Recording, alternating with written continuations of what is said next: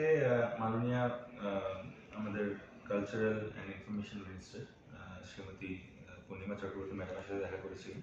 নবান্নে আমরা বেশ কিছু আমাদের দাবি জানানোর জন্য তার কাছে গেছি এবং আমরা চেষ্টা করেছি সবসময় যে পারফর্মিং আর্টিস্টদের জন্য, কারণ আপনারা জানেন যে বেশ কিছু ফোরামস আছে ফর সিনিয়র ওয়ার্কার্স, ইম্পা আছে, দের আর multiple organizations and forums for different people, কিন্তু আমাদের পারফর্মিং আর্টিস্টদের জন্য, কালচারাল ওয়ার্কারদের জন্য, টেকনিশিয়ানদের জন্য সেরকম কোনো ফোরাম নেই এবং থাকলেও হয়তো সেগুলো ততভাবে মানুষের সমস্যাটাকে সরকার অবধি পৌঁছে দেওয়া বা সেই কাজটাতে কোনোভাবে আমাদের মনে হয়েছে যে সম্পূর্ণভাবে করে উঠতে পারেনি বা হয়তো সম্ভব হয়ে ওঠেনি।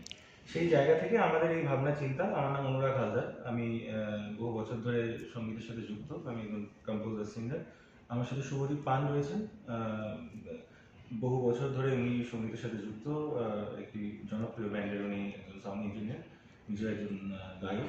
এবং আমাদের সাথে বেশ কিছু মানুষ যুক্ত আছেন, গুণী মানুষ যাদের নাম আমরা সবাই জানি।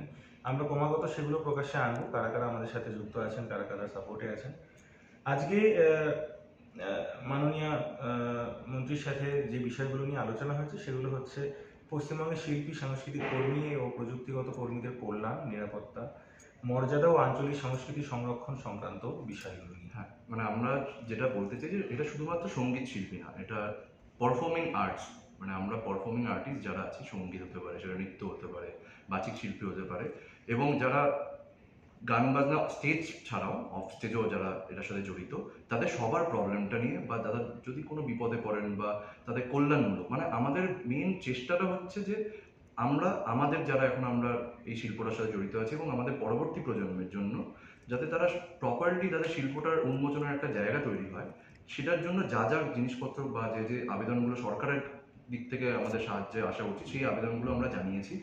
যেমন একটা হচ্ছে আমাদের কোনো আর্কাইভাল নেই, সেটা আমাদের পরবর্তী জেনারেশনের জন্য একটা খুবই চিন্তা যে আমাদের যে বাংলার সঙ্গীত, সেটার কোনো আর্কাইভাল সেরকমভাবে খুঁজে পাওয়া যায় না বা আছে বলে আমি অবগত নেই, থাকলে অবশ্যই সেটা মানে জরুরি।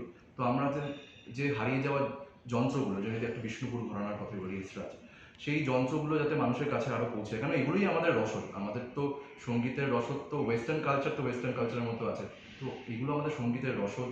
তেমনি বিভিন্ন যে নৃত্য কলাগুলো আছে, সেগুলো মানুষের সামনে যাতে আরোভাবে উঠে আসে, এবং রাজ্য সঙ্গীত একাডেমির কাছে আমাদেরও আবেদন থাকবে যাতে এইগুলো নিয়ে আরও মানুষের কাছে বা যারা শিল্প সত্তার উন্মোচন চান তাদের কাছে পৌঁছে যায়, সেই যে জিনিসগুলো করা।